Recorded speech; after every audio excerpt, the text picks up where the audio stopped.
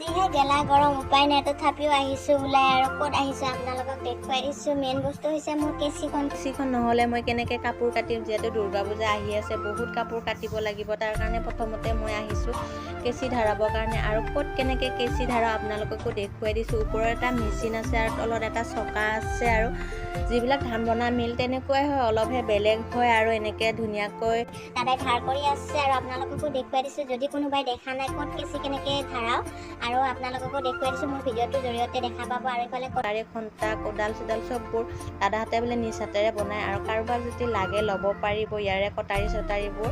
বহুত ভাল হয় আৰু চব্জি কাটিবৰ কাৰণে বহুত ভাল, ধাৰ থাকে বহুত, মানে পটককৈ ধাৰটো গুচি নাযায়। আৰু এয়া দাদাই ধুনীয়াকৈ ধাৰ কৰি দিছে, আপোনালোককো দেখুৱাই দিছোঁ। আৰু প্ৰথমতে কাগজ কাটি চাইছে, আৰু তাৰপিছত মোক দিছে আৰু নাৰিকল তেল বা মেচিনত দিয়া তেল দি থ'ব দিছে। প্ৰথমতে কাপোৰ কাটিব দিয়া নাই প্ৰথম দিনাখন।